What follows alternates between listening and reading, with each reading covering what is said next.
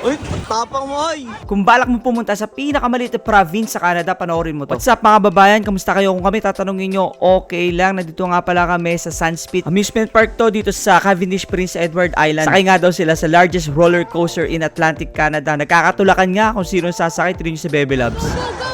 Uy, tapang mo ay. Alam mo naman talaga eh. Trust naman si Bebe Loves eh. Pero may mga tao talaga na gustong gusto yung ganitong klaseng rides. No. Ay, wala pa. Wala pa. Pero ewan ko ha, nag-usap nga kami ni Baby Loves eh. Sign of aging na ba yun, Baby Loves? Kapag ka ayaw mo na sumakay kahit yung mga ganyang simpleng rides lang. Lalo-lalo na yung gato mga kababayan, no? Ewan ko ha. Sabi ko kay Baby Loves, di ako sasakay sa ganyan. Talagang ano yan eh. Hilong-hilo ako dyan, magdadrive pa ako pa uwi. Pero yung nakita ko yung kapatid ko, tsaka yung pabakay ko, eto, nandito sila. Siguro, sakto-sakto sa amin to ni Baby Loves. Kaya naman naisip namin, eto, mag-basketball na lang kami. At eto, tinigyan mga kabay, talagang, kala mo naman talaga, oh.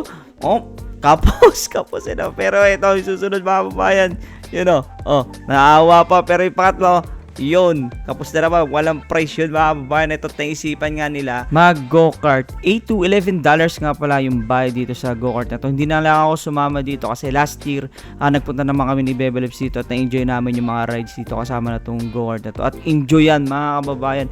For 5 minutes sulit na yung binayad mo dyan. At yun nga, naisipan na namin na umuwi. Tingnan naman namin, nag-enjoy naman lahat. At uuwi na nga kami mga kababayan kasi kasama sa plano namin, nabibisitahin namin, susuportahan namin yung kababayan natin dito na nag-open ng business dito sa Prince Edward Island. At alam nyo ba, habang in-edit ko tong video na to, eto, natutuwa talaga ako kasi eto na yung mga pasaway dati sa Alabang mga kababayan. No? Maraming sinabi yung mga tao sa aming tatlong magkakapatid, pero eto na kami. Kay Lord and lahat ng papuri dyan. At eto na nga, malapit na kami doon sa kaibigan namin. At umulan naman mga kababayan. Sabi ko sa kanila, hindi, tuloy tayo, stick to the plan tayo. Kailangan natin na pupuntahan na tong kaibigan natin. At eto na, nandito na nga kami kala Kuya Mark sa sarap spot. Dito lang yan sa Summerside, Prince Edward Island. At dumating na nga si Mama at Papa. Pili na nga sila ng order nila. Sabi sa kanila, sige, pili kayo.